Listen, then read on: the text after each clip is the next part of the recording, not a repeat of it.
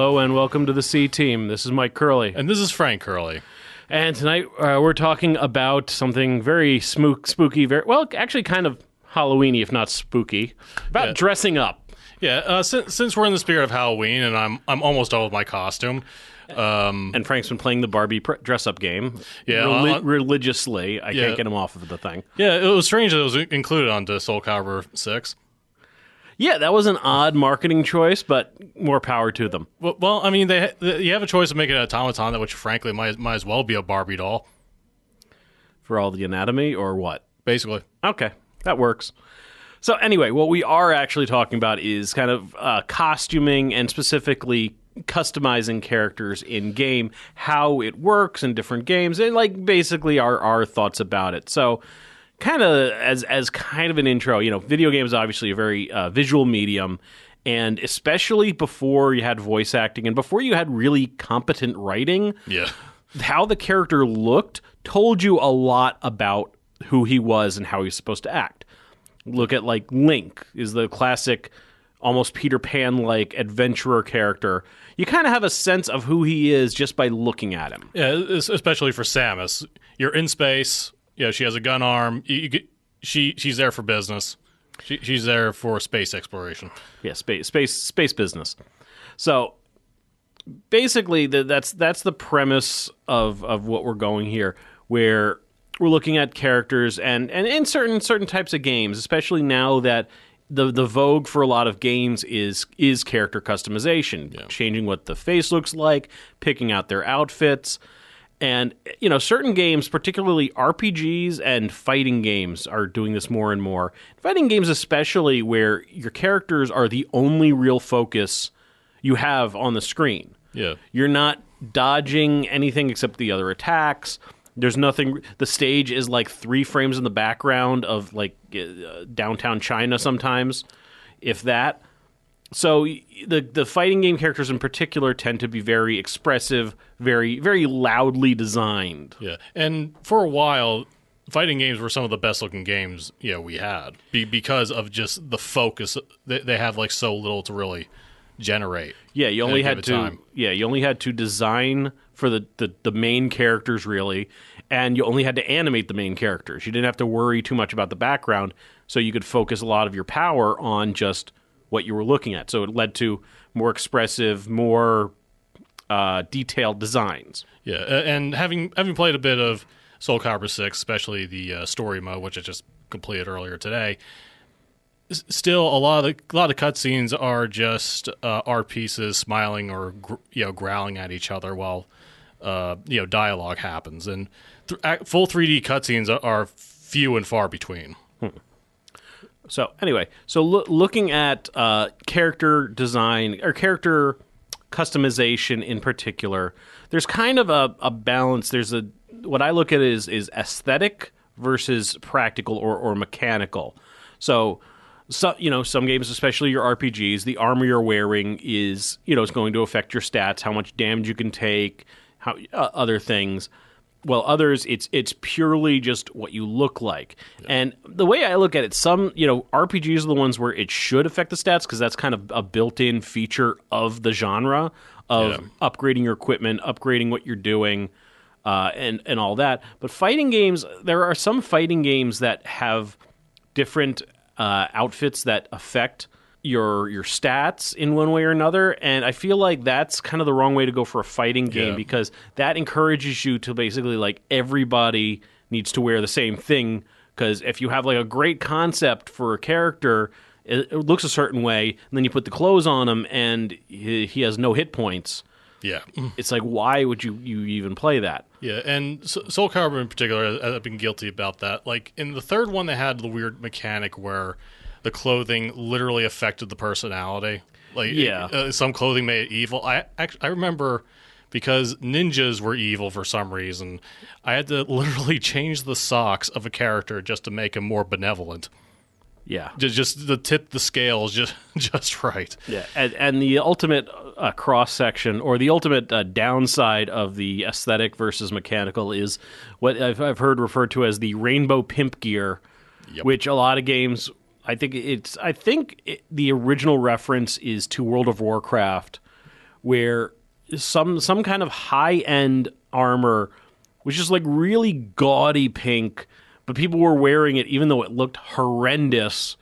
And other games will do this too, where just a piece of armor, a piece of equipment will look like totally out of place with the rest of the setting, and something no one in their right mind who has working eyes would actually put on, but it has great stats for when you get it. However, World of Warcraft, to its credit, there is a mechanic where if you keep like a suit of armor that you really like the look of, and you have like a better one made of like plate or whatever the same material is, you can actually change it into the one you like to look at better. And I picked out like a set of clothes in World of Warcraft, and it actually really helped. Like, oh, okay, I didn't look like I just fell in my laundry basket, grabbed what I could, and run out the door.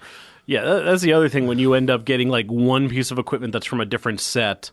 Yeah. So you're wearing like the heavy plate armor helmet and the light leather armor, everything else, and you look like a matchstick. Though, in all honesty, in the SCA, that's a very viable option. That's true, but we're talking about video games, not anything as inconsequential as real life. Yeah, we're talking about real issues. Yeah, real issues. So speaking of Skyrim, so yeah, I love the Elder Scrolls series. My first was Oblivion, but played through Skyrim, then fell in love with Morrowind, and I spent like hours trying to get the face to look right, especially in Oblivion, because that's really hard to do in that game. And so you put all this effort, and then it's almost instantly hidden by a helmet for the rest of the game. Yeah, it's like, why did I bother spending an hour working on his eyebrows if I'm going to put a bucket on his head 5 minutes in? Yeah, I think Tabula Rasa, back in the day, actually allowed you to customize colors of the armor, but then you switch it out almost immediately. Yeah, so that is kind of a danger of the character customization, especially in games like Skyrim. Some games have ways around it. I remember Dragon Age in particular, it had an option that you can take off the helmets in any kind of dialogue scene. Right. So anytime you were going to have a close-up on his face, you actually could see the face. Right, but my problem with that is then the outfit looks incomplete. Like in Monster Hunter World, you have the option of hiding the helmet, but because of how bulky the armor is, like there's one that I assembled recently that looks like one of the Space Marines from StarCraft. Just big ass shoulders, big ass arms, big ass head, big ass, basically. When you take the helmet off, you look underdressed because your head looks so small. Yeah, it just is not even. It doesn't balance itself out. It does make more sense in something like Dragon Age or Skyrim, where the character proportions and the armor proportions are a little more realistic or reasonable, at least. Now, at the beginning of Monster Hunter 4, you're given like kind of a general outfit, leather, and that initial helmet that you have only covers like the front like top part of the head. So your hair and your face are very visible, but it looks complete. Yeah, it goes with the rest of the outfit. Yeah, because you have something on your head, and it just complements the rest of it. But once you're past that, it's like, kiss your face goodbye, because you're never going to see it again. Yeah, and it's putting aside a lot of these games like Skyrim, if you don't have a helmet on, you're in first person perspective for most of the game anyway. Yeah, and I mean, in defense of Skyrim, you could always just put in a scene where you take off the helmet, bow to some lord or something. Yeah, you have a lot of options for that, but I think the bigger thing here is that it's kind of what we were talking about before, where eventually, no matter how much work you put into the hair or even the body type, you're going to look like every other Dovahkiin playing the game, because you're going to end up in the same armor. You can customize what armor you're wearing, but you can't like change the colors. You can't put like an insignia on it. Yeah, a tabard. Yeah, you can't make it like personally yours. Which, okay, it's a single player game, so it's not like you have to stand out among others. But if you do want to customize it, you're not only constrained by what stats you're going to get, but also just the design of the high end armor. There's very little room for really making it yours. Yeah, and to Monster Hunter's credit, it does give you incentives to wear the different armors. because there in that game there is no ultimate anything really. So if you're going against a dragon, like dragon breathing, wow, actually that is a thing in that game. But if you're going against a fire breathing dragon, you're not going to wear stuff to resist ice. Yeah, because it sucks against fire. You're putting out your kit for whatever you're up against. So yeah, that makes sense. Yeah, and you really do have kind of like a bat cave, full of just prepared for any kind of situation. Yeah, all the suits lined up like Tony Stark. Yeah, all the weapons. So to its credit, you're not just looking at the same type of armor 24/7. Yeah. So it is interesting that there is definitely a difference between the established characters and the custom characters. Where I guess that's the difference. If you have the high-end Japanese designer putting your character together, he's going to want the face to be seen. Yeah.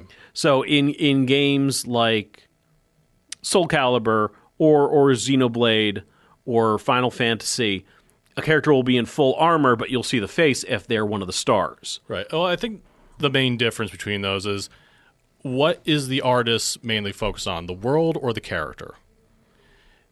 When they're completely focused on the character, the whole outfit just kind of complements itself, regardless of if he's wearing a helmet or not.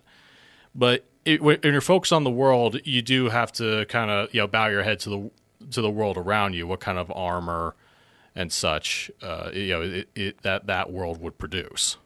You see what I mean?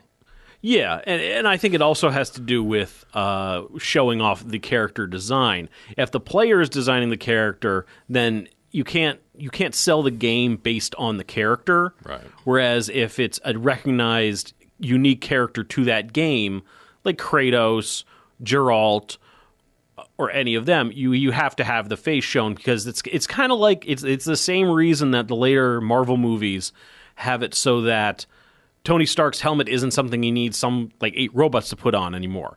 It can just go on and off whenever you need to see Robert Downey Jr.'s face. Yeah. Same reason every single Spider-Man movie, Tobey Maguire loses his mask in the last 5 minutes. So it's kind of that same principle where you're selling the star, so you need to see the star's face. Unless it's Samus, then she keeps the helmet on for the most part. Well, it is a rare talent to express yourself with a mask on. Actually, one thing I heard about, let's see, who played RoboCop initially? Peter Weller. Peter Weller. He actually took miming lessons before filming, because he needed to express himself silently. Yeah, you don't see his eyes, and he's a robot. So, yeah, he does not have room to emote. So, yeah, that makes sense. Yeah, so he's supposed to act stiff, and one scene in particular, when he finds his house again, the only real facial expression is kind of like the gritting teeth, right underneath his mask. And sometimes there's a close up of his eyes in a couple scenes, like when the entire police department and the Ed 209s open up on him. You do get a close up of his eye looking actually scared. Yeah. So there is that, and that's, I guess, a different one. And even in that one, he spends the climax without the helmet on. Well, it's also a good way of showing how beaten up he is. He's supposed to have the helmet on, but the current circumstances and trying to get his targeting thing done, I can imagine taking off the helmet would help in a way. It would, but I think the real reason is so that they could get Peter Weller's face on there. He can be the faceless Judge Dredd knockoff when he's blowing the groins off of criminals, but when it comes to the final showdown, you got to see his face. Yeah, well, yeah, you show a lot of emotion. Even with the mime lessons, you can still show a lot more emotion through the face than without it. Yeah, this is true, and that's also, I guess, a concern that games haven't had up to now, where until I would say the PlayStation 2 era, you didn't have to worry about facial expressions much, because you really didn't have any. Well, okay, realistic facial expressions. You remember how expressive Crash Bandicoot is. Okay, yes. Yeah, stuff like that. But now that we have far more subtle means of showing emotion in human faces, Witcher 3 is an excellent example of that. Yeah. We can now do a lot more subtle things. Even Metal Gear Solid in retrospect was a bit stiff. Oh, it's very stiff. They didn't even have faces. Well, okay, Metal Gear Solid 2 and 3. That's what I meant. Yeah. Obviously, there's gameplay reasons and aesthetic reasons and just game engine reasons why you don't have like entirely unique sets of armor. But there is an argument I guess you can make that the armor is reflecting what it's made out of. Where okay, everything that's made out of steel, it's going to look gray or maybe blue. Yeah. There's not going to be a lot of like room for differentiation there. But at the same time, there were styles of armor out of the same material was a thing. Right.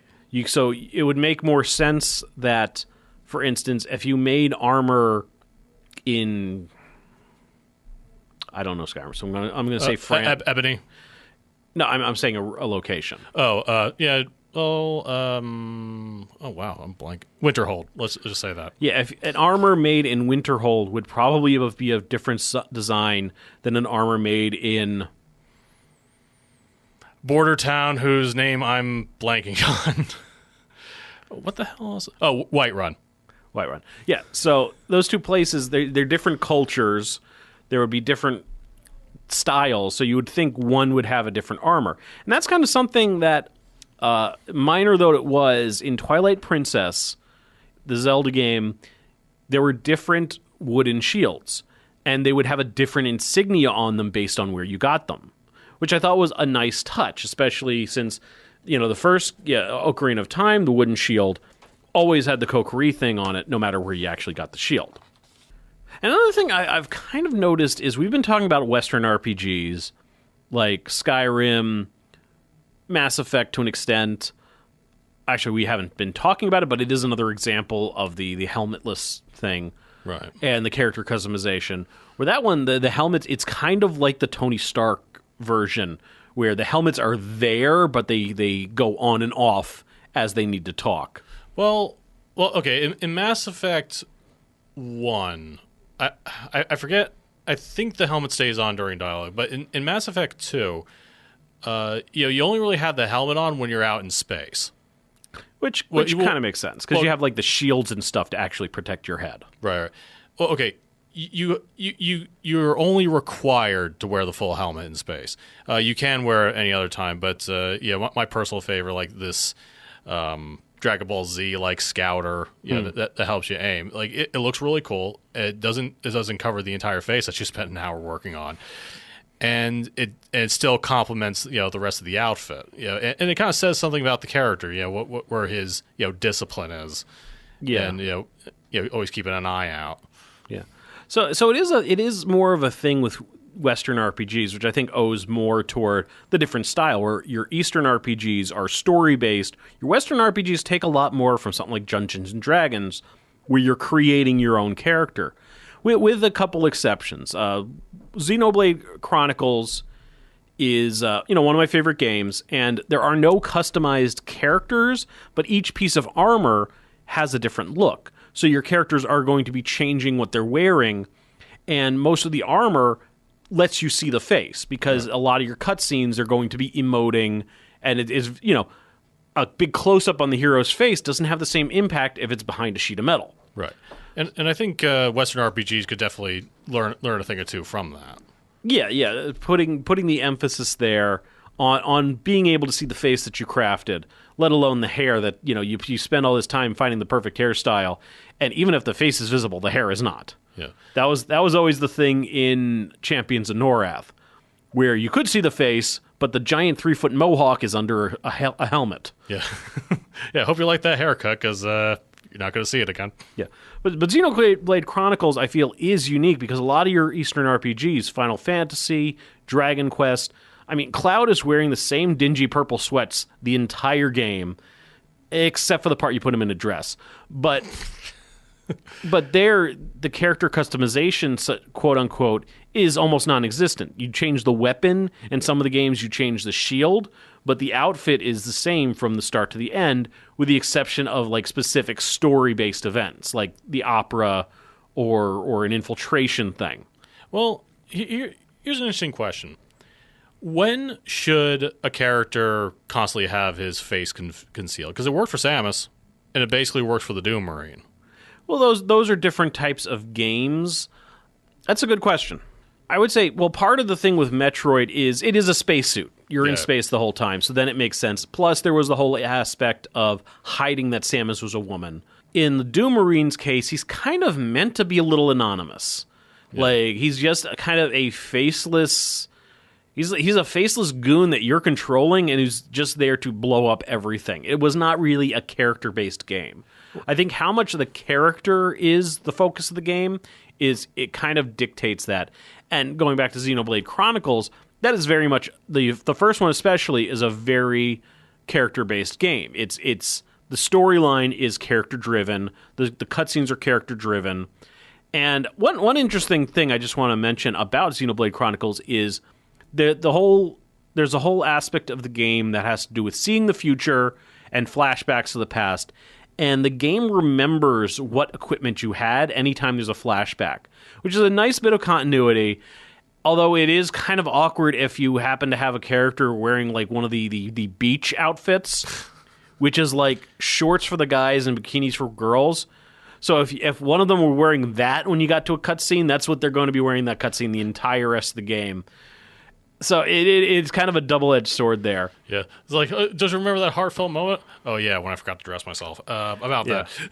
Now, I haven't played Xenoblade Chronicles 2, but Xenoblade Chronicles X has an interesting feature that we kind of touched on when we were talking about World of Warcraft, where it's called fashion armor, where you can equip like every piece of armor. In fact, even each sleeve is like a shirt is the torso, and each sleeve is a separate piece of armor. So you can end up, and each armor type, even like it's not just light, medium, heavy. It's light from this company, medium from this company. Each company in the game has its own armor set, so you could end up with 5 pieces of armor from 5 different companies, 3 of which are run by aliens. One's by a time traveler. So they all look like hideously different. They clash ridiculously from like space-age gladiator armor to actually pretty sensible Kevlar-looking stuff. So what the game lets you do is set aside a set of armor or a set of equipment as the fashion armor, and that's what appears on your character on the world map in cutscenes. And it also has an option to just not show any headgear.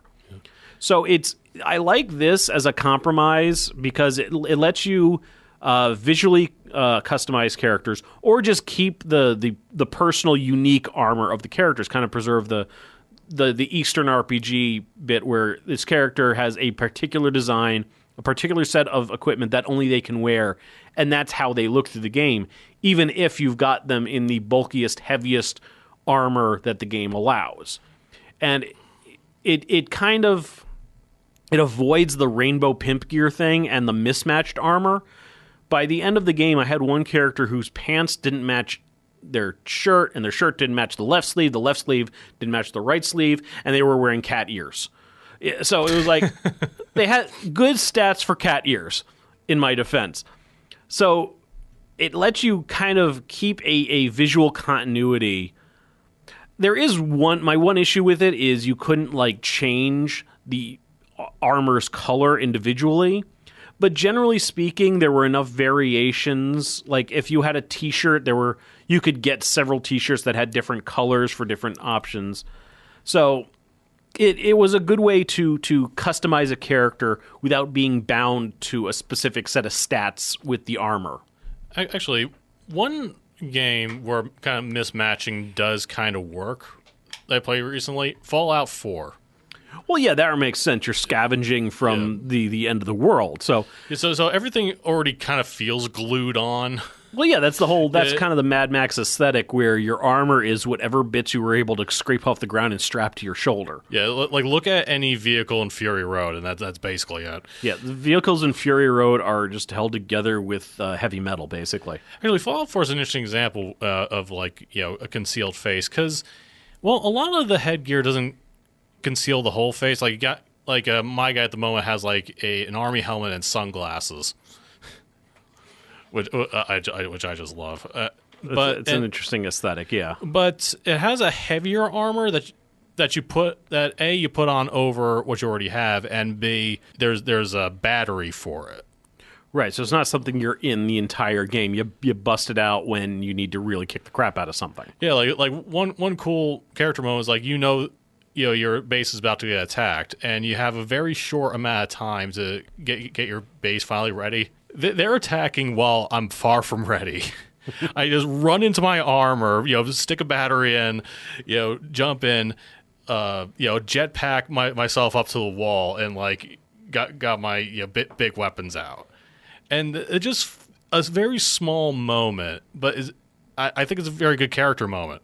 Just like how much he's prepared himself. Yeah, it's kind of like the Tony Stark getting thrown out a window by Loki thing. Basically. And of course, in Fallout 4, there's also the big crater where the nuke fell in the first place. I mean, this is mostly a world building thing, but there's something cool. Is like, all right, I don't know what's in that corner, but I'm going to find out. Like just putting on the armor, or first getting the armor specifically, resistant, to radioactive waste, and just like a spaceman going on the moon, just seeing what the hell's over there. I was going to go with Sir Edmund Hillary, but okay. Yeah. So we've been talking a lot about RPGs, and it's it's one of the two genres that really allows for a lot of customization. I think the other one is probably fighting games, especially more recently once we've gotten more once we've gotten out of the sprites. Oh, yeah. Because 3D lets you kind of mix and match better and put things on a frame that you couldn't really do with sprites.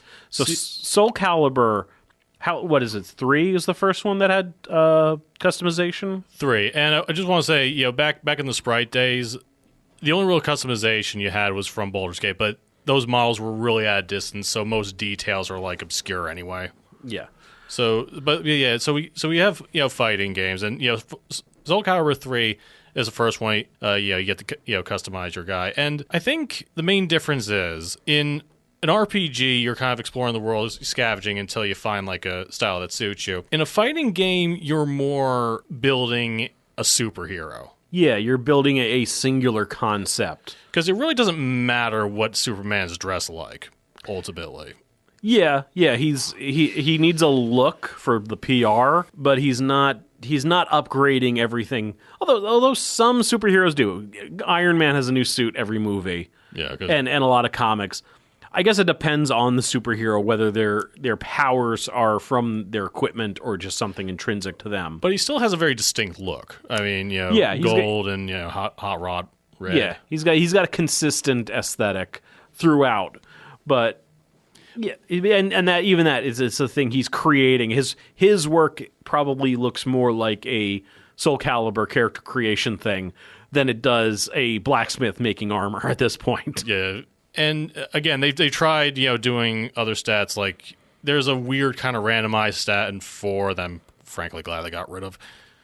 Yeah, that's the thing about fighting games. I think what we were saying before, where you want it balanced, so it doesn't make sense to me. I have some issues with 4's character creation. For one, it seemed less robust than 3's, which doesn't make any sense to me. There were less choices. Like 3, you could have like a shirt and then like a bandolier of knives. So you could accessorize on top of what you're putting on. In 4, the shirt and the bandolier were the same set. Well, they were the same piece of equipment. You could only wear the knives if you were otherwise topless. Well, my impression of 4, it was the first online fighting game. And so that's where a lot of the money and effort was put in. Plus, you had like a higher, graphics engine that they wanted to show off. PS3, so you need to crank that up for what it was worth. And there were other options that I'm glad it had, but again, at the expense of other options like the physical size of the character. Yeah, that takes effort. And every single thing that they want to do, they are going to have to work on that instead of something else. And since they were building from the ground up, they couldn't just move everything forward, just build on top of what they have. Yeah, but it was noticeable where you had less ability to customize. There were characters you could build. Disappointing. But. There were characters you could build in 3 that you could not build in 4 the same way. Yeah, I remember in particular because 3, I had a character. She was like a ninja who was like wearing all black and had all the knives across. And the bandolier across the chest. And in 4, the shirts and the knife bandolier were the same slot. So it was just not a possibility. Now, Soul Calibur 3, on the other hand, that has a lot of customization options. I've already seen online just a lot of people, putting in all kinds of things, from Power Rangers, Ninja Turtles, Bowsette, who's everywhere apparently. Well, I think you're talking about 6. Yeah. Okay, you said 3. Well, I'll just clarify myself. I'll just double it. That's 2 3s. That makes a 6. Okay. So yeah, and I played a bit. Basically, there are 2 story modes in 6. One, you're going through each of the main character storylines, and then you have the more RPG, focus where you create a character and go with that. And aside from weapon stats, like you get new weapons in that mode, the costume is again just purely aesthetic, and I think it's better for it. Yeah, I would think with a fighting game, you don't want to mess with the stats. You don't want to. If you're selling it on customizing your character, you don't want to pigeonhole it into, okay, you can customize it, but everybody's got to use this armor. Yeah. Which is kind of what we were saying before. So, I think our final thoughts on this is show us the face. Oh yeah, facial expressions. Yeah. Yeah. Give players, not maybe a choice between different types of armor, even within the same stat, so it's not just you're stuck with the same as everybody else. And things you could put on top of the armor, like Frank mentioned the tabards before, which is what Frank does in his actual armor. Yeah. Whoever I'm fighting with that day, I put slip on the tabard. Yes, and I think one thing that could probably save a lot of time and effort, like have various shapes of armors, but then depending on what it's made out of, you swap the colors of it. Because people do get used to specific shapes of armor, on a comfort level, on maneuverability level. So I think it would make sense if, say like in Skyrim, you bring armor to the smithy and just say, could you make some adjustments? Yeah, you got to upgrade the armor. Like that's kind of a thing where Skyrim with that helmet with the horns was iconic on every piece of advertising. It's obsolete about 20 minutes into the game. Oh yeah, definitely. So there are thoughts about dressing up. I think we've about run our course. What do you do for Halloween? Dresden again. Oh, okay. Yeah, I'm actually dressing up as Nathan Graves from Castlevania Circle of the Moon. We'll post pictures. Yeah, I'm sure we'll get around to that. Yeah. All right. In the meantime, this has been the C Team. I'm Mike Curley. And this is Frank Curley.